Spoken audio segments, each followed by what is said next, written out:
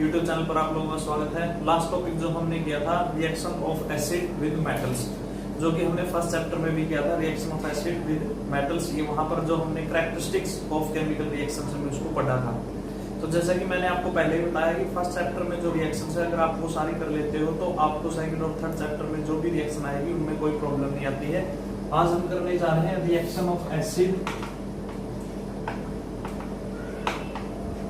With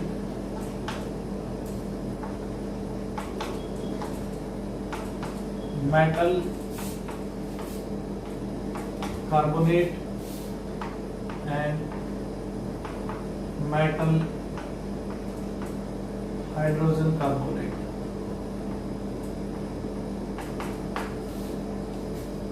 metal carbonate और metal hydrogen carbonate, इसमें जब मेटल कार्बोनेट के साथ डाइल्यूट एसिड की रिएक्शन होगी, मेटल कार्बोनेट प्लस एसिड, ध्यान रहे एसिड हमें डाइल्यूटेड ही लेना है, तो हमें मिलता है salt plus carbon dioxide gas plus water. अगर ये रिएक्शन हम मेटल हाइड्रोजन कार्बोनेट के साथ करते हैं, एसिड, तो हमें मिलता है salt plus carbon dioxide plus water. और जो हाइड्रोजन गैस निकलती है वो बबल्स की फॉर्म में निकलेगी, क्योंकि वाटर भी साथ में है, वाटर में से बबल्स की फॉर्म में ये निकलती है। साल्ट है ये एक सॉलिड फॉर्म रहती है, वाटर के साथ एक्वस फॉर्म में होता है साल्ट, हम ये कह सकते हैं, और बबल्स की फॉर्म में CO2 निकलती है। और CO2 के लिए टेस्ट जो बताया गया है वो लाइम वाटर टेस्ट है। लाइम वाटर टेस्ट ये बात को साबित करता है कि जो गैस निकली है वो कार्बन डाइऑक्साइड गैस है। तो metal carbonate Na2CO3, sodium carbonate, sodium carbonate, और इसका एक कॉमन नेम भी है, वो भी आप ध्यान में रखें, कॉमन नेम, इसको सोडा एस के नाम से भी जाना जाता है, सोडा एस।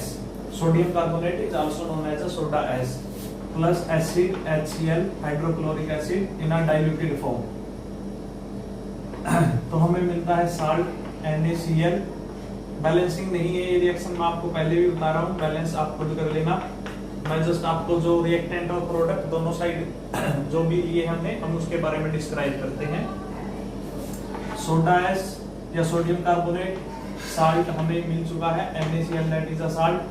देखो NaCl एक साल्ट है जो कि स्ट्रॉन्ग एसिड और स्ट्रॉन्ग बेस के कॉम्बिनेशन से हमें मिलता है, लेकिन ये वही साल्ट है जो हम घर में यूज करते हैं, लेकिन इसको बनाने की जरूरत नहीं है, क्योंकि नेचर ने ही हमें इतनी एविडेंटेंट अमाउंट में दिया है कि हमको लैब में तैयार करने की इसकी जरूरत नहीं होती। That is a carbon dioxide gas and water H2O। Next जो है metal hydrogen carbonate NaHCO3, sodium hydrogen carbonate, और इसका भी एक कॉमन नेम है, इसको बोला जाता है baking soda, baking soda plus HCl। तो हमें मिलता है salt plus carbon dioxide gas plus water. अब जो बेकिंग सोडा है NaHCO3, सोडियम कार्बोनेट, इसका यूज क्या है? यूज की अगर हम बात करें, यहाँ पर हमारे पास जो रिएक्टेंट है, यूज जब एसिडिटी हो जाती है, एसिडिटी हो जाती है ओवर ईटिंग की वजह से, ज्यादा खाने की वजह से सीने में जो जलन महसूस होना, उसको एसिडिटी बोला जाता है। और उसके रिलीफ के लिए हम इनो वगैरह, milk of magnesia, sodium hydrogen carbonate जिसको बोला जाता है बेकिंग सोडा, उसका इस्तेमाल किया जाता है। ये क्या करता है, जो एक्सेस एसिड होता है, एक्सेस एसिड, वैसे तो देखो स्टमक एसिड मीडियम में ही काम करता है, लेकिन जब स्टमक के अंदर एसिडिटी बढ़ जाती है तो वो एक्सेस एसिड कहलाता है। वो केवल सोडियम हाइड्रोजन उस एक्सेस एसिड के साथ ही रिएक्शन करता है, ना कि उस कंप्लीट रिएक्शन के साथ, क्योंकि जो स्टमक के अंदर फूड को मीडियम चाहिए, वो एसिडिक मीडियम चाहिए, उसके अंदर वो डिसॉल्व होता है। अगर एक्सेस में हो जाए तो क्या होता है कि जो स्टमक की वॉल्स है उसको बंद करना स्टार्ट कर देता है, जिसकी वजह से अल्सर, पेप्टिक अल्सर भी जिसको बोलते हैं, बीमारी हो सकती है। जो स्टमक के अंदर दीवारें हैं मक्कस जो प्रोटेक्ट करता है उसको प्रोटेक्शन खत्म हो जाती है और दीवारें बर्न करने लगती है। तो एक्सेस एसिड के साथ न्यूट्रलाइज कर देता है, उसको न्यूट्रलाइज कर देता है एक्सेस एसिड को बेकिंग सोडा, और हमें एक रिलीफ मिलता है। यानी रिलीफ के लिए इस्तेमाल किया जाता है वो सोडियम हाइड्रोजन कार्बोनेट, जिसको बेकिंग सोडा भी बोला जाता है। अब बात करते हैं CO2। CO2 गैस देखो अपने आप में कंबशन में कभी सपोर्ट करती नहीं है, इसलिए इसको फायर एक्सटिंग्विशर की फॉर्म में भी इस्तेमाल किया जाता है। आग बुझाने के लिए कार्बन डाइऑक्साइड गैस का इस्तेमाल किया जाता है। अब हम बात करते हैं लाइम वाटर टेस्ट की। जब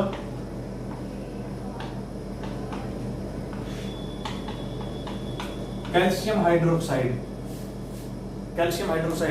ऑक्साइड हमने पढ़ा था, जब उसके अंदर वाटर मिला दिया जाता है तो कैल्शियम हाइड्रोक्साइड बनता है। कैल्शियम हाइड्रोक्साइड के अंदर से जब कार्बन डाइऑक्साइड गैस पास की जाएगी तो हमें मिलता है कैल्शियम कार्बोनेट और वाटर।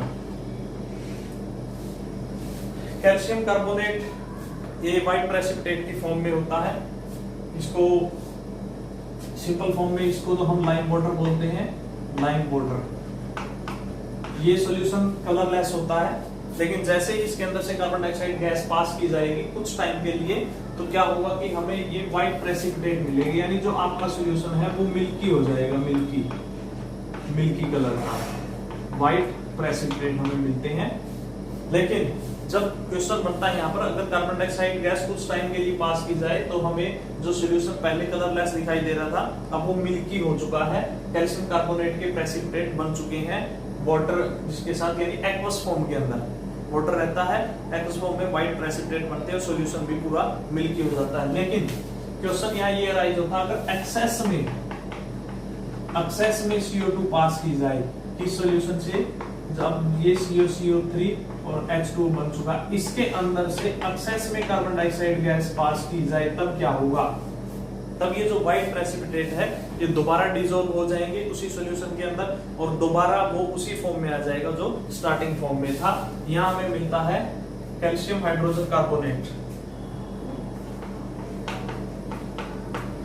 कैल्शियम हाइड्रोजन कार्बोनेट की फॉर्म यहां हमें मिलती है एक्वस फॉर्म में। यानी जहां से हम चले थे स्टार्टिंग में, लास्ट में वही पहुंच जाते हैं। अगर कुछ टाइम के लिए कार्बन डाइऑक्साइड पास की जाएगी तो मिल्की कलर का हमें सॉल्यूशन मिलता है। अगर एक्सेस टाइम के लिए पास की जाए, एक्सेस टाइम के लिए अगर CO2 पास की जाए तो हमें कैल्शियम हाइड्रोजन कार्बोनेट मिलता है, जो कि दोबारा उसी कलर का हो जाता है जो स्टार्टिंग में था, यानी जिसको हम एक कलरलेस सॉल्यूशन बोल सकते हैं। तो यहाँ पर हमारी जो रिएक्शन है उसके साथ कंप्लीट हुई। अब जो कैल्शियम कार्बोनेट है, जो अगर मैं बात करूं चौक, मार्बल और लाइम, ये तीनों कैल्शियम कार्बोनेट की डिफरेंट फॉर्म है, different form of calcium carbonate. Clear? Even जो एग सेल होती है, एग सेल, अंडे की जो बाहर वाली सेल होती है वो भी कैल्शियम कार्बोनेट की बनी होती है, कैल्शियम कार्बोनेट। अभी जो हमने रिएक्शन की है वो रिएक्शन हमने सिर्फ HCl हाइड्रोक्लोरिक एसिड के साथ की है। अगर वो रिएक्शन हम करते हैं सल्फ्यूरिक एसिड के साथ तो हमें सल्फेट के साल्ट मिलते हैं। अभी वो जो साल्ट था वो क्लोराइड का साल्ट था, NaCl, that is known as a chloride salt. देखो साल्ट की एक बिगर फैमिली होती है, जो क्लोराइड के हैं, सल्फेट के हैं, कार्बोनेट के हैं, लेकिन जब इसकी रिएक्शन H2SO4 के साथ की जाए तो जो हमें साल्ट मिलेगा वो सल्फेट का साल्ट होगा, Na2SO4, सल्फेट का salt. Clear? Next, reaction of acid,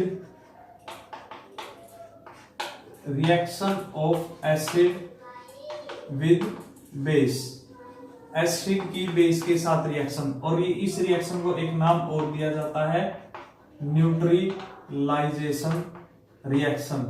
neutralisation मतलब जो न्यूट्रल कर दे, और जो इस रिएक्शन में हमें प्रोडक्ट्स मिलते हैं वो प्रोडक्ट्स होते हैं साल्ट एंड वाटर। लास्ट में दो प्रोडक्ट मिलेंगे हमें, salt and water. This reaction is also known as a neutralization reaction. HCl plus NaOH, both are strong acid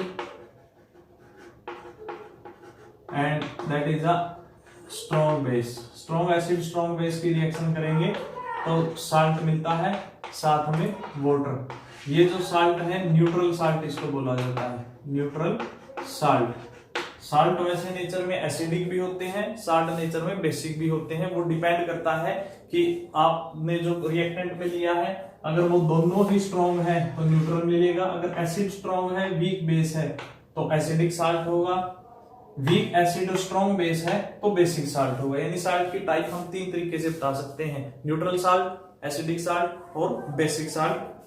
that is known as a neutralization reaction. हम ये कह सकते हैं अभी जो हमें साल्ट मिला है वो ना ही एसिडिक है, वो ना ही बेसिक है, वो न्यूट्रल है। Clear to all? अभी इसके लिए हम रिएक्शन भी कर सकते हैं। रिएक्शन किस तरीके से है इसको प्रूव करने के लिए कि जो हमें साल्ट मिला है वो हमारे पास न्यूट्रल है।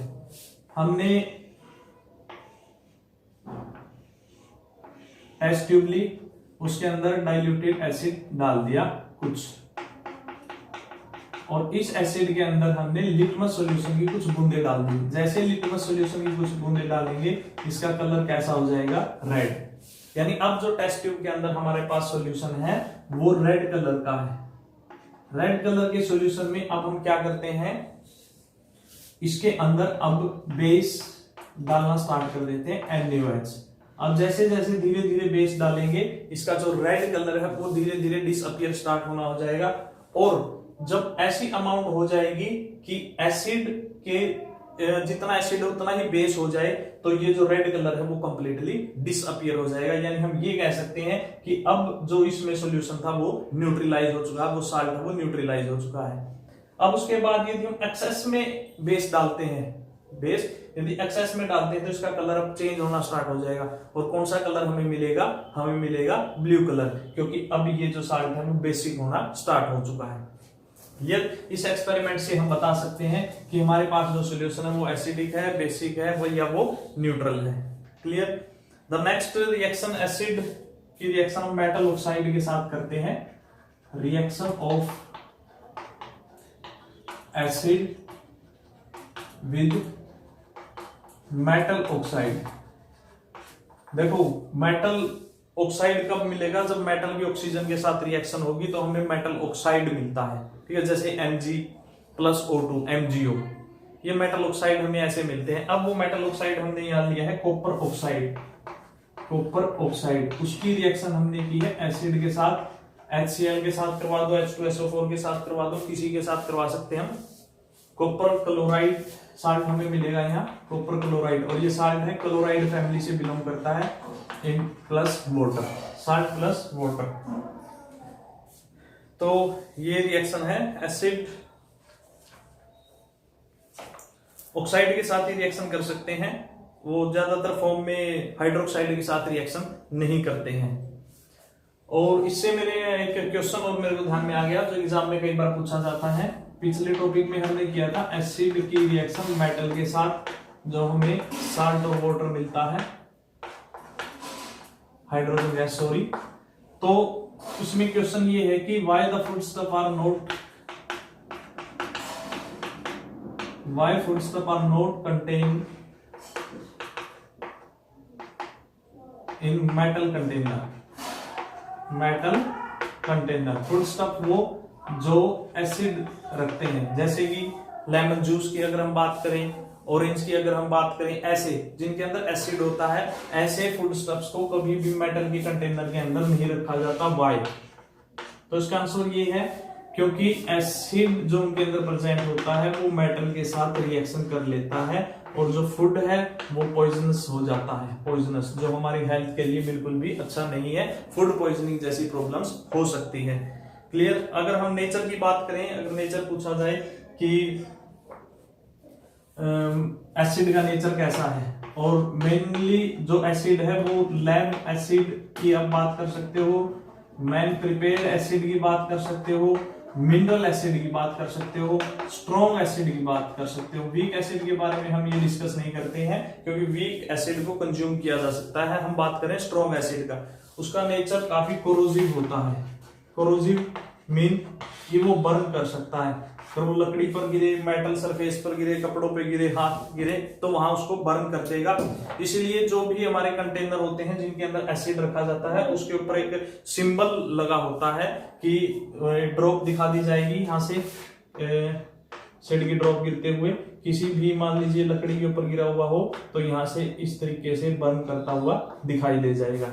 तो ये सिंबल एक चेतावनी होते हैं जो बताते हैं कि इस कंटेनर के अंदर रखा हुआ जो मटेरियल है वो काफी कोरोसिव है, उसका जो हैंडल है उसको handle with care. Clear to all. तो जो एसिड की मेनली प्रॉपर्टीज थी वो हम लगभग सारी कंप्लीट कर चुके हैं। कल हम बेस की प्रॉपर्टीज स्टार्ट करते हैं, उससे पहले हम करते हैं what is the common in acid. ये मोस्ट इंपोर्टेंट है, पूछ भी लेता है, कई बार इसमें क्वेश्चन भी बनता है कि सभी एसिड्स के अंदर कॉमन क्या होता है। सभी एसिड्स के अंदर कॉमन होता है H+ यानी हाइड्रोजन आयन। हाइड्रोजन आयन यानी जिसके अंदर हाइड्रोजन आयन कंटेन होते हैं वो एसिड होते हैं।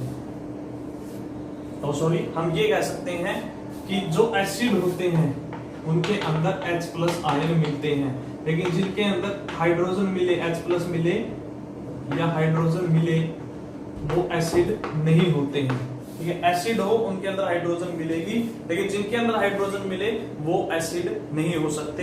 इस बात को हम एग्जांपल से प्रूव भी करेंगे, लेकिन उससे पहले हम इसकी आयनाइजेशन फॉर्म पढ़ते हैं कि जितने भी एसिड होते हैं कैसे अपने आप को आयनाइज करते हैं। आयनाइज कब करेंगे? जब हम इनको वाटर के अंदर ऐड करेंगे। सिंपल आयनाइजेशन इनका नहीं होता। अगर हमारे पास सिंपल HCl है तो अपने आप को आयनाइज नहीं कर सकता। H2SO4 है, अपने आप को आयनाइज नहीं कर सकता। HNO3 है, अपने आप को आयनाइज नहीं कर सकता। CH3COOH that is a weak acid है, इसको एसिटिक एसिड भी बोलते हैं। एसिटिक एसिड अपने आप को आयनाइज नहीं कर सकता। आयनाइज कब करते हैं? जैसे HCl, अगर हम इसको वाटर के अंदर ऐड करेंगे तो H+ और Cl नेगेटिव यानी हाइड्रोजन H+ आयंस की फॉर्म में टूट जाएंगे वाटर के अंदर मिक्स करते ही। अब वैसे तो देखो हाइड्रोजन आयन अकेला कभी भी नहीं रह सकता, ये कंबाइन करता है वाटर के साथ अपने आप को और हाइड्रोनियम आयन बनाता है।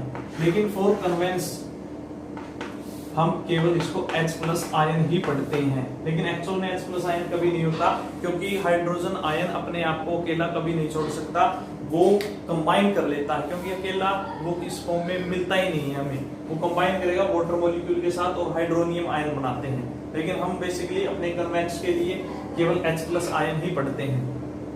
क्लियर। तो हाइड्रोजन आयन का हमने पढ़ा है, हाइड्रोनियम आयन बनता है। उसके बाद अगर हम बात करें H2SO4 की, H2SO4 ये भी अपने आप को तोड़ देता है, SO4 नेगेटिव 2H हो जाएगा। उसके बाद अगर हम बात करें HNO3 की, nitric acid that is H+ NO3 negative. अगर बात करें CH3COOH की तो CH3COO नेगेटिव H पॉजिटिव। अब मेरा क्वेश्चन अराइज होता है कि जिनके पास हाइड्रोजन हो, जिनके पास हाइड्रोजन हो वो सारे एसिड नहीं होते हैं, और जो एसिड होते हैं उनके पास हाइड्रोजन होती है। ये एसिड है, इनके पास हाइड्रोजन है, लेकिन मेरे पास ऐसे भी एग्जांपल है जिनके पास हाइड्रोजन है लेकिन वो एसिड नहीं है। इसके बेसिस पर भी एक क्वेश्चन बनता है। For example sugar, alcohol. अब क्वेश्चन ये राइज हो गया कि इनके अंदर हाइड्रोजन होती है but they are not acid. Acid क्यों नहीं है? बिकॉज, यहां से आप आंसर लिखना, because they don't ionize itself, वो अपने आप को आयनाइज करते ही नहीं है, हाइड्रोनियम आयन प्रोड्यूस करते ही नहीं है। सो हम ये कह सकते हैं कि दे आर नॉट एसिड्स। तो एसिड से रिलेटेड जो हमारा टॉपिक है वो कंप्लीट हो गया। एक टॉपिक छोटा सा रहता है, वीक एसिड और स्ट्रॉन्ग एसिड को बताने का तरीका। वो बताने का तरीका मैंने आपको बताया भी है यूनिवर्सल इंडिकेटर का इस्तेमाल करके। उसके अलावा हम कंडक्टिविटी के बेसिस पर भी बता सकते हैं कि जो हमारे पास एसिड है वो स्ट्रॉन्ग है या वीक है।